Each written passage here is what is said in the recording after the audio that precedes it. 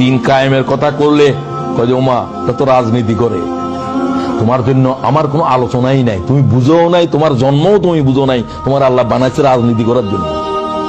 ইন্নী জাইলুন feel আরদে, খেলাফত itself a political word. তুমি রাজনীতি জানো না, তোমার কোন জিনে পয়দাশ দিছে, তোমার কোন মালাইকায় পয়দাশ দিছে, তোমার তো বানানো হয়েছে খেলাফতের জন্য। কথা কি বুঝো? তসবিহ পড়ার জন্য তোমার বানাইছে।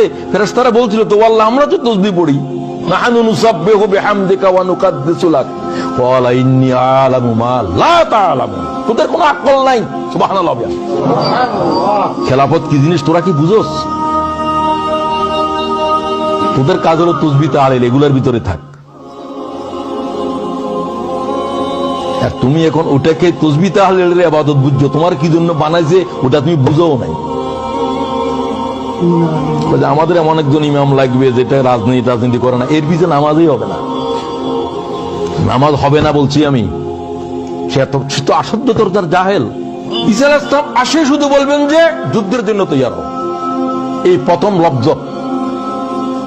ইমাম মেহেদী জাহের হওয়ার পরে বলবেন যে যুদ্ধের জন্য তৈয়ার হও, জিহাদের বায়াত করো। নামাজের বায়াত চলবে না, রোজার বায়াত চলবে না, কিসের বায়াত করবে? ইমাম মেহেদী আসি জিহাদের বায়াত করে, ঈসা আলাইহিস সালাম নামাজের সালাম ফিরাবেন, আসরের নামাজে দাঁড়াবেন, বলবো যে তোমরা যুদ্ধের বায়াত করো, দাজ্জাল কোথায় আছে তোমার কোনো খবরে নেই। তুমি তখনও বলিও আমার তো কিছু তসবিহ আছে বাকি আছে, কি পড়বে তসবিহ এগুলো?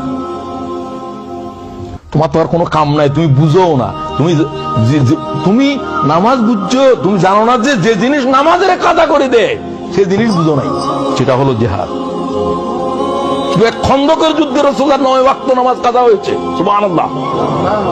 তুমি নামাজ বুঝছো, নামাজের মুলতবি করে দিয়েছে সেটা বুঝছো? তুমি তোমার মৌতের আগেও বুঝতে না, তুমি তোমার নিজের ধারণা যে তুমি বুঝে ফেলছো, তোমার চিকিৎসা নাই।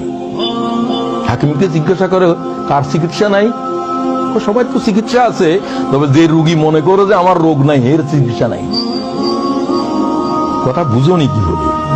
যে বলে আমি বুঝে ফেলছি তোর চিকিৎসা নাই, তুই এই অজ্ঞতা নিয়ে কবরে যাবি। চিকিৎসা তার আছে, তুই মনে কর আমাকে আরো জানতে হবে, আমি তো কিছুই জানি না, তোমার জন্য জানার আছে।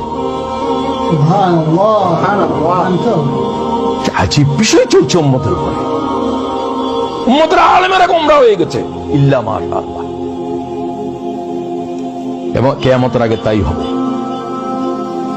হুজুর বলছে